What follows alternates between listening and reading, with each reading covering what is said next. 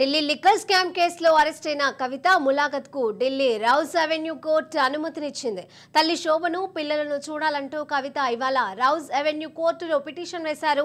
Petition విచారించిన court కస్టడీలో ఉన్న 7 రోజులు ప్రతిరోజు సాయంత్రం 6 గంటల నుంచి 7 గంటల వరకు చూసేందుకు అనుమతినిచ్చింది. కవితను కలిసేందుకు 8 మందికి అనుమతినిచ్చింది.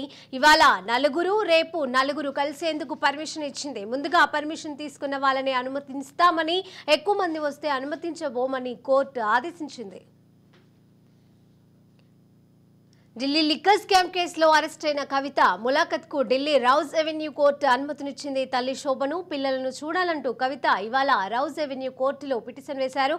ఇక ఇదే అంశానికి సంబంధించి తాజా అప్డేట్స్ మా క్రైమ్ బ్యూరో చీఫ్ ఇన్నారెడ్డి అందజేస్తారు. ఇన్నారెడ్డి, శిరీష, ఈ లిక్కర్ స్కామ్ సంబంధించిన వ్యవహారంలో ప్రస్తుతం ఎన్ఫోర్స్మెంట్ డైరెక్టరేట్ తన కస్టడీలో విచారిస్తున్న నేపథ్యంలో ప్రస్తుతం కోర్టుకు పిటిషన్ పెట్టుకోవడం జరిగింది. తన భర్త తన పిల్లలను కలవాలని చెప్పి తన పిటిషన్ యాక్సెప్ట్ చేసింది. దీంట్లో ప్రస్తుతం అయితే మాత్రం ఈ కేసుకు సంబంధించిన వ్యవహారంలో కస్టడీలో ఉన్నప్పటికీ కూడా ఎప్పుడైతే 6 to 7 వరకు అంటే కస్టడీ విచారణ ముగిసిన తర్వాత 1 గంట పాటు వాళ్ళు కవితతో మాట్లాడే అవకాశం ఉంది, మాట్లాడటానికి అవకాశం ఇచ్చారని తెలుస్తుంది. ఇది కూడా న్యాయవాదుల సమక్షంలోనే వాళ్ళు కలవాలని చెప్పి కూడా తెలుస్తుంది. మొత్తం మీద ఒక లేడీ కాబట్టి, అది కూడా ఒక ఎంపీ కాబట్టి, తర్వాత తాను పెట్టుకున్న పిటిషన్ సంబంధించి ఒక మానవ దృక్పథంతో కోర్టు కూడా ఆలోచన చేసి వాళ్ళ కుటుంబ సభ్యులు కలిసేందుకు కూడా అనుమతించిన తర్వాత ఫుడ్ విషయంలో కూడా కోర్టు ఇంటి దగ్గర నుంచి పంపించిన ఫుడ్ ని తనకు అందజేయాలని తెలుస్తుంది. మొత్తం మీద